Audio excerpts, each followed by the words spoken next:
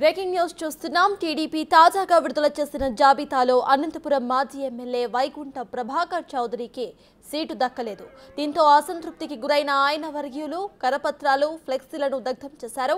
Anantapuram urban TDP టికెట్ను Daggubati Venkateswara ప్రసాద్కు కేటాయించడాన్ని వారు తీవ్రంగా వ్యతిరేకించారు. ఇదే విషయంపై పూర్తి డీటెయిల్స్ ను మా ప్రతినిధి యోగానంద్ అందిస్తారు. యోగానంద్, చెప్పండి. ఇటు వైకుంఠపుర ప్రభాకర్ వర్గీయులైతే అసంతృప్తికి గురైనట్టు తెలుస్తోంది. మొత్తంగా మనం చూస్తే ఇటు టీడీపీ, జనసేన మరియు బీజేపీ కూటమిలో సీట్లు ఏవైతే మనం చూస్తున్నామో వాళ్ళు లిస్ట్ చెప్పిన వెంటనే కూడా అసంతృప్తుల సంఖ్య ఎక్కువగానే కనిపిస్తుంది. దీన్ని ఎలా చూడాలంటారు? ప్రెసెంట్ అక్కడ సిచ్యువేషన్ ఎలా ఉంది? సర్తాజ్, ఉమ్మడి అనంతపురం జిల్లా సీట్ల సర్దుబాటు ప్రక్రియ మొత్తాన్ని టీడీపీ పూర్తి చేసింది ఇవాళ. అయితే దీనిలో అనంతపురం అర్బన్ టికెట్ ని ప్రభాకర్ చౌదరి కాకుండా వేరే వ్యక్తి కేటాయించడంతో దాదాపు భారీ రణరంగంగా మారింది. ఇటు టీడీపీ పార్టీ కార్యాలయము, అర్బన్ పార్టీ కార్యాలయము, మాజీ మంత్రి కాలువ శ్రీనివాసులు ఇంటి దగ్గర భారీ స్థాయిలో టీడీపీ శ్రేణులు ప్రభాకర్ చౌదరి అనుచరులు ధర్నా చేశారు. సీట్లు అమ్ముకుంటున్నారంటూ కూడా పెద్ద ఎత్తున ఆరోపణలు చేస్తూ దాదాపుగా ఒక టీడీపీ సంబంధించిన కార్యాలయాన్ని కూడా పూర్తిగా ధ్వంసం చేశారు. లోపలికి తలుపులు పగలగట్టుకొని మరి దూరి టీడీపీ ఫ్లెక్సీలను, లోపల ఉన్న కార్యాలయ సామగ్రి అంతా కూడా బయట తీసుకొచ్చి నిప్పు పెట్టి వాటిని భారీ స్థాయిలో కూడా ఆందోళన నిర్వహించారు ప్రభాకర్ చౌదరి వర్గీయులు. ఏదైతే ప్రభాకర్ చౌదరి కాకుండా టికెట్ వేరే వ్యక్తికి ఒక వ్యాపారస్తుని కేటాయించారు. 30 కోట్లకు పైగా అమ్ముకుంటున్నారంటూ కూడా భారీ ఆరోపణలు కూడా చేశారు.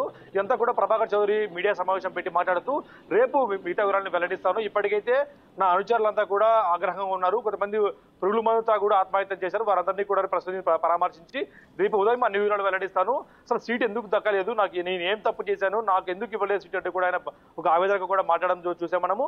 చంద్రబాబు పిలిచినా కలిసేది లేదంటూ కూడా ఆయన తెగేసి చెప్పడంతో ఇప్పుడు ప్రస్తుతం పార్టీ పరిశీలకులు కానీ శ్రీనాని అనంతపురం జిల్లాలోనే ఉన్నాడు. ఆయన ఏ విధంగా మాట్లాడతారు, ఏ విధంగా బుజ్జగిస్తారనేది కూడా ప్రశ్నార్థకంగా మారింది. రేపు ఉదయం పెట్టే ప్రెస్ మీట్ పై అందరూ కూడా ఆసక్తిగా ఎదురు చూస్తున్నారు.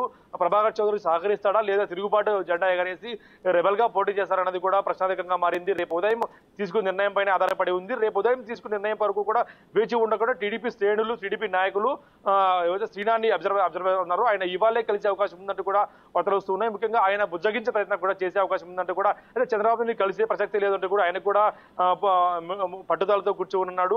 నాకు టికెట్ డబ్బులు లేవు, నాకు టికెట్ ఇవ్వడం లేదా అంటూ కూడా ఆయన అధిష్టానాన్ని కూడా ప్రశ్న పరిస్థితికి వచ్చింది. దాదాపుగా ఒక రణరంగాన్ని కూడా ఆయన వర్గీయులు కూడా కార్యాలయం కూడా పూర్తిగా పగలగొట్టి ఆయన టీడీపీ ప్రచార సామగ్రి అంతా కూడా బయటకు తెచ్చి నిప్పు పెట్టి వాటిని రోడ్డుపై కూడా పారబోసిన సందర్భాలు చూసాం మన విజువల్స్ లో కూడా స్పష్టంగా. ఆయన ఏదైతే పూర్తిగా కార్యకర్తలతో కూడా ఆవేదనతో ఉన్నారు కాబట్టి ఇప్పుడు కాదు, రేపు ఉదయం 10 గంటలు తీసుకున్న నిర్ణయంపైనే నా భవిష్యత్తు ఆధారపడి ఉంది. మరో 2-3 రోజులు ఆత్మీయ సమావేశం పెట్టి మా కార్యకర్తల అభిప్రాయం కనుక్కొని రెబల్ గా పోటీ చేయలేదా ఏ విధంగా ముందుకెళ్ళాలనేది కూడా చెప్పే అవకాశం ఉంది సర్తాజ్. అదే యోగానంద్, మనం చూస్తే ప్రెసెంట్ వైకుంఠ ప్రభాకర్ ఎవరైతే ఉన్నారో ఆయన టీడీపీలో మళ్ళీ ఉండే ప్రసక్తి లేదు. ఇటు బాబు పిలిచి బుజ్జగించినా కూడా నేను అసలు అటు వెళ్లే ప్రసక్తే లేదంటూ కూడా తేల్చి చెప్పడం మనం చూస్తున్నాం. మరి వైకుంఠ ప్రభాకర్ ఫ్యూచర్ ప్లాన్ ఎలా ఉంటుందని అనుకోవచ్చు?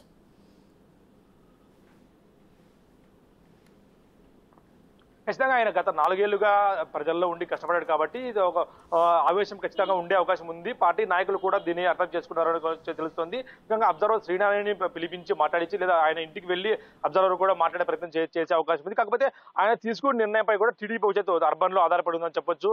ఏదైతే గత 4 ఏళ్లుగా కష్టపడడం మా కాకుండా టికెట్ వేరే వాళ్ళకి ఇవ్వడంతో నా కార్యకర్తలు, నా అభిమానులంతా కూడా తీవ్ర స్థాయిలో ఆగ్రహం వ్యక్తం చేసి ఇటు పార్టీ రామ్నగర్ అర్బన్ పార్టీ కార్యాలయం అయితే ఏమి లేదా జిల్లా పార్టీ కార్యాలయాన్ని కూడా పూర్తిగా ధ్వంసం చేశారు.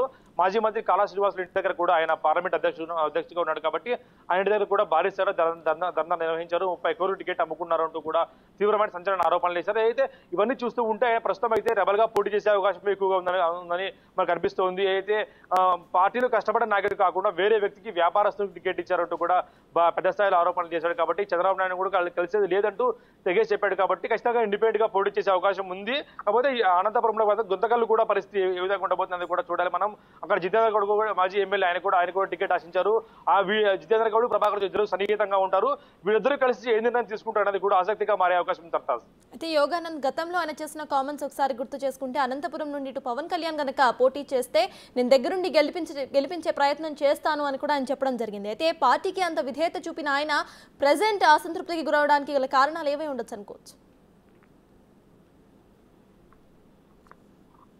ఖచ్చితంగా గతంలో ఏదైతే ప్రకటించారో పవన్ కళ్యాణ్ నా భుజ స్కంధాలపై పోటీ చేస్తే పవన్ కళ్యాణ్ నా భుజ స్కంధాలపై గెలిపిస్తానంటూ కూడా ఆయన ఒక హామీ ఇచ్చారు. కాకపోతే పవన్ కళ్యాణ్ తప్ప వేరే వ్యక్తి ఇస్తే మాత్రం నేను సహకరించేది లేదంటూ కూడా గతంలో చెప్పారు. ఇవాళ ఉదయం కూడా టికెట్ అనౌన్స్ అయ్యే కొద్దిసేపటి నిమిషం ముందు కూడా ఆయన టీడీపీకి లాయల్ గా ఉంటూ అయితే ఇలా 42 వసంతాలు పూర్తి చేసుకున్న సందర్భంగా భారీ ఎత్తున కూడా ఆయన కార్యక్రమంలో అది కూడా నిర్వహించారు. కాకపోతే టికెట్ ఎప్పుడైతే దక్కలేదో తన అనుచరులంతా కూడా భారీ ఎత్తున ఆగ్రహాన్ని వ్యక్తం చేశారు. టీడీపీ అధిష్టానంపై, చంద్రబాబు నాయుడుపై, నారా లోకేష్ పై, ఇక్కడ అబ్జర్వర్ శ్రీనాని ఉన్నారు ఆయనపై కూడా. అంటే ఇవన్నీ పరిణామాలు ఉదయం వరకు కూడా లాయల్ గా ఉన్న వ్యక్తి ఒక్కసారిగా టికెట్ దక్కకపోవడంతో ఆగ్రహావేశాలకు గురయ్యారు అనుచరులు కానీ ఆయన కూడా ఆయన కుటుంబ సభ్యులు కూడా. అంటే గతంలో 4 ఏళ్లుగా ప్రజల్లో తిరుగుతున్నాం, నా వ్యాపారాలు కూడా దెబ్బతీసా కూడా తట్టుకొని కేసులు పెట్టించుకునే ఉన్నాం కాబట్టి ఈ ఖచ్చితంగా మాకు టికెట్ అవకాశం ఇవ్వాల్సింది, కాకపోతే ఎందుకు ఇవ్వలేదు అన్నది కూడా నేను మా కార్యకర్తలతో మాట్లాడి అధిష్టానంతో కూడా మాట్లాడే అవసరం లేదు అంటూ కూడా ఆయన చెప్పడంతో కాకపోతే శ్రీనాని ఇప్పుడు ఏం చేయబోతున్నారు,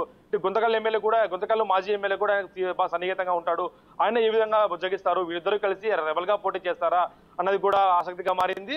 ఏదైతేనే ఉమ్మడి అనంతపురం జిల్లాలో అన్ని చోట్ల కంటే అర్బన్ లో ఎక్కువ టికెట్ ఆశించిన వ్యక్తి ప్రభాకర్ చౌదరి. కాకపోతే ఆయన టికెట్ దక్కకపోవడంతో ఆయన అనుచరులు నిన్న కూడా చంద్రబాబు మీటింగ్ లో ఆయనే అనుసంధానకర్తగా ఉండి చంద్రబాబు దగ్గరగా ఉండి వచ్చాడు. కాకపోతే టికెట్ కేటాయించకపోవడంతో ఒక్కసారిగా చంద్రబాబును ఆయన కలిసేది లేదంటూ కూడా తన ఆవేశాన్ని కూడా ప్రదర్శించాడు. అయితే టికెట్ దక్కకపోవడంతో ఇవన్నీ చేస్తున్నాడు. కాబట్టి రేపటికి తగ్గే అవకాశం ఉంది ఆవేశము, లేదా పార్టీ నాయకులకు పిలిపించి మాట్లాడే అవకాశం ఉందని కూడా వార్తలు వస్తూ ఉన్నాయి. Sartaj right, thank you Ganant. రాజకీయాలకు సంబంధం అంటే అనంతపురం నియోజకవర్గ సంబంధం లేని వ్యక్తికి ఇచ్చారని చెప్పారు. ఓకే, ఎందుకంటే ఎవరైనా టికెట్ ఆశించడంలో తప్పలేదు. చంద్రబాబు నాయుడు గారిని నమ్మి 5 సంవత్సరాలు ప్రతిపక్షంలో పోరాటం చేశాం. నా పోరాటానికి ఒకవేళ నా వ్యయ ప్రసారాల గురించి నేను చేసిన దానికి నేను బాధపడంలే. కార్యకర్తలు, నాయకులు కష్టపడి పనిచేశారు. చాలామంది నన్ను నమ్మారు, చంద్రబాబు నాయుడు గారు నమ్మారు. రేపు ప్రభుత్వం వస్తుంది, తర్వాత మా కష్టాలు తీరుతాయని అధికార పార్టీలో పెట్టినటువంటి అనేక మానసిక క్షోభను భరించారు, అనేక ఒత్తిళ్లను తట్టుకున్నారు, కేసులు పెట్టారు, అక్రమంగా బనాయించారు. వ్యక్తిగతంగా నా వ్యాపారాలను కూడా క్రషర్లు కావచ్చు, గ్రానైట్ మైన్స్ కావచ్చు అన్నీ కూడా నష్టం చేశారు. అయినా కూడా ఆస్తులు అమ్ముకొని 5 ఏళ్లలో ఖర్చు పెట్టి హెడ్ క్వార్టర్లో పనిచేశాం. కానీ ఫలితం ఏంటి అనేటువంటిది కష్టించేవానికి దీంట్లో ప్రయోజనం లేదు. ఇది ఒక ప్రైవేట్ లిమిటెడ్ పార్టీగా తయారైంది అనేటువంటి భావన అందరిలో ఏర్పడుతోంది. ఏదేమైనప్పటికీ రేపు 10 గంటలకి, ఎందుకంటే కార్యకర్తలు చాలా అగ్రవేశాలు ఉన్నారు, నేను మాట్లాడకూడదని మాట్లాడడం లేదు. జిల్లా ఒకరికే ఇప్పుడు పురుగుల మందు దాకా ఒక అబ్బాయి చావు బతుకులో ఉన్నాడు, తర్వాత ఒక ఆమెకి హార్ట్ స్ట్రోక్ వచ్చి పడిపోయింది, ఇవన్నీ ఒకరికి ఫిట్స్ వచ్చింది. ఈ బాధాకరమైన సంఘటనలన్నీ కొంత సద్దుమణిగాల. రేపు 10 గంటలకి పత్రికా సమావేశం పెట్టి ఒక నిర్ణయం తీసుకోబోతున్నా. అతి త్వరలో జిల్లా వ్యాప్తంగా నేను ఈ 30-40 ఏళ్ళలో సేవ చేసిన వ్యక్తులు కానీ, లేదా నాకున్నటువంటి బంధం కానీ అందరిని కూడా పిలిపించి ఒక ఆత్మీయ సమావేశం ఏర్పాటు చేసి ఆ సమావేశంలో చాలా విషయాలు మాట్లాడి ఎట్లా అడుగు వేయాలో కూడా వేస్తాను.